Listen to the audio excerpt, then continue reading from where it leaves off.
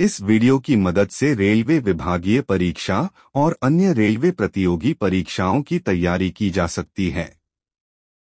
प्रश्न: अवकाश नकदीकरण क्या है और इसके नियम क्या हैं? What is leave encashment and what are its rules? उत्तर: स्वैच्छिक समय पूर्व सेवानिवृत्ति की तिथि पर अप्रयुक्त छुट्टी का नकदीकरण या सेवानिवृत्ति के अलावा अन्य आधार पर सेवा छोड़ने की अनुमति निम्नलिखित नियमों और शर्तों के अधीन दी जाएगी।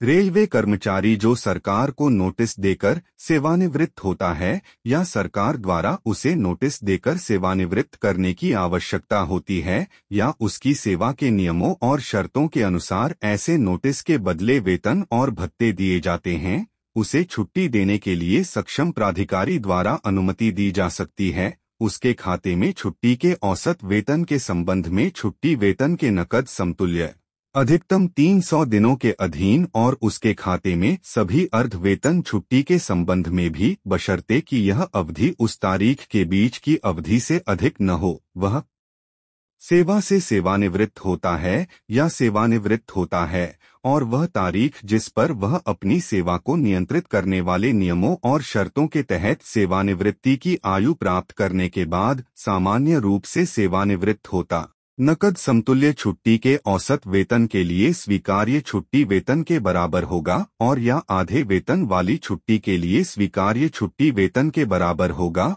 और साथ ही पहले 300 दिनों के लिए छुट्टी वेतन पर स्वीकार्य दरों पर महंगाई भत्ता भी होगा। तारीख: रेलवे कर्मचारी सेवानिवृत्त हुआ या सेवा से सेवानिवृत्त हुआ। अन्य सेवानिवृत्ति लाभों और तदर्थ राहत पेंशन पर श्रेणीबद्ध राहत के बराबर पेंशन और पेंशन। आधे वेतन अवकाश की अवधि के लिए भुगतान किए गए अवकाश वेतन से काट ली जाएगी, यदि कोई हो जिसके लिए नकद समतुल्य देय है। इस प्रकार गणना की गई राशि का भुगतान एक मुश्त निपटान के रूप में किया जाएगा। कोई मकान किराया भत्ता एवं नगर प्रतिपूरक भत्ता देय नहीं होगा। कर्मचारी की सेवानिवृत्ति मृत्यु के समय छुट्टी के नकदीकरण का भुगतान एक अवकाश लाभ है, न कि पेंशनरी सेवानिवृत्ति लाभ, और यह सेवा के दौरान नहीं लिए गए औसत वेतन पर छुट्टी का मुआवजा है। इसलिए इसे पेंशनरी सेवानिवृत्ति लाभों में किए गए किसी भी बदलाव से नहीं जोड़ा जा सकता है। तदनुसार अवकाश नकदीकरण मूल वेतन, विशेष वेतन, व्यक्तिगत वेतन के आधार पर देय है।